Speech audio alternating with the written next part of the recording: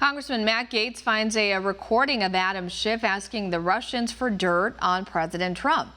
The Florida Republican posted an audio tape on Twitter today of a phone call between Schiff and an alleged Russian prankster. Now, Congressman Schiff is one of the top Democrats behind the impeachment inquiry related to the Trump-Ukraine phone call. But on the newly discovered tape, Schiff is asking Russian TV personalities, two personalities there mentioned, for dirt on Trump.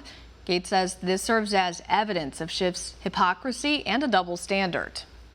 So you have recordings of both Sobchak and Buseva where they're discussing the compromising material on Mr. Trump? Absolutely. Well, obviously we would welcome a chance to get copies of those recordings. Congressman Gaetz says Schiff probably thinks that he can seek foreign dirt on his political opponents while President Trump cannot.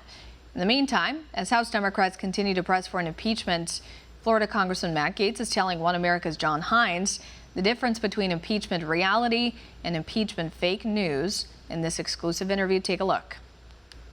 You had a hearing on impeachment recently, so-called impeachment, I guess, because it's kind of not really an impeachment process, but it kind of is, according to your Democratic colleagues. It's impeachment is in drag, as we've called it.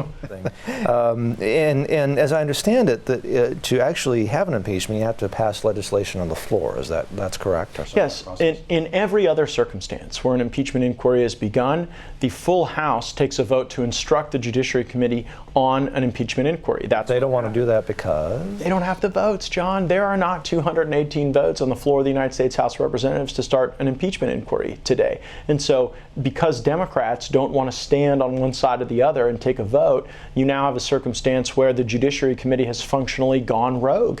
At the end of the day, it's my expectation that Democrats will overreach in much the way that some might say Republicans overreached when it came to Bill Clinton, and that ultimately that will inure to the political benefit of Donald Trump. But it is a shame that the country has to go through it. So when you're walking down a hallway here in the Longworth building, or you're sharing an elevator with one of your Democratic colleagues who's maybe a Joe Sixpack Democrat, who's not in leadership, maybe he's been in a few years, what does he say about this? Does he say, hey, you know, we're actually spinning our wheels, but it's something we got to do because we got to get it out of the system? What do you hear?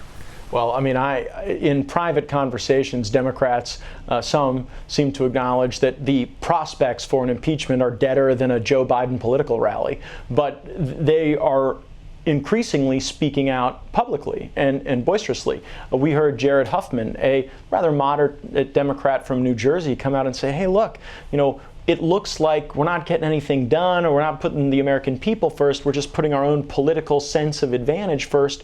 And Anthony Brindisi from New York came out and said, look, my constituents are worried about prescription drug costs. They're worried about infrastructure. They're worried about the economy. And we don't seem to be doing anything to advance those goals by having so much focus placed on impeaching a president who won the election. But the reality is, Democrats are trying to impeach the president on everything because they have no facts on anything.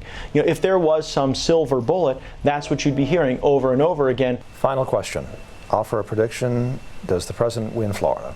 The president wins Florida and he gets reelected because, you know what? In all these polls that I see, there is a substantial number of people who just don't tell the pollster what they're thinking, you know, and I think that those are Trump voters. So this is going to be a base turnout election. I think the president's base is fired up. Florida gets redder every day because we got 850 people a day who move to my great state, and they're escaping the high taxes and intense regulatory burdens in blue states, and so they're starting to be a little more conservative in their voting habits when they get to the Sunshine State. Want to see more videos like this?